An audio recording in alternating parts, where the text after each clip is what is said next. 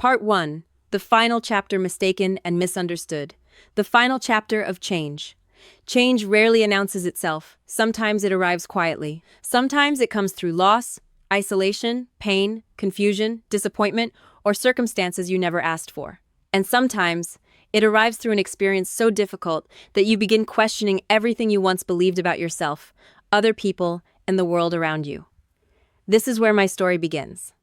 I used to think I understood people. I had heard stories about obsession, attachment, and people becoming consumed by things they could not let go of. I would wonder why anyone would attach themselves to somewhere they were not wanted, or continue pursuing something that clearly did not belong to them.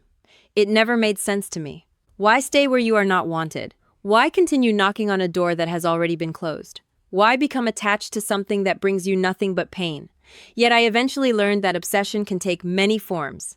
Attachment can take many forms. The need to be seen, wanted, recognized, or accepted can take people further than they ever imagined.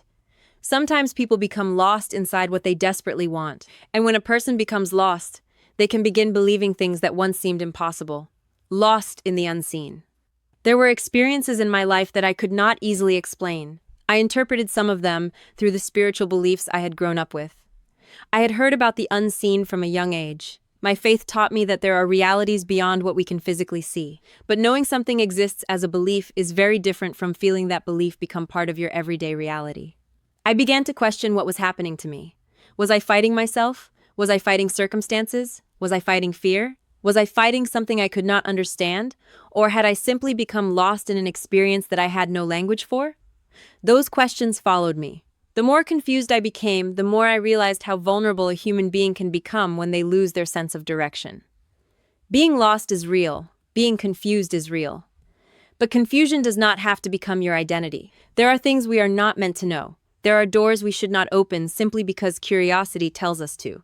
And there are paths that may look interesting from a distance, but can take us somewhere we never intended to go. Sometimes wisdom is knowing when to stop searching. What is meant for you will find its way to you.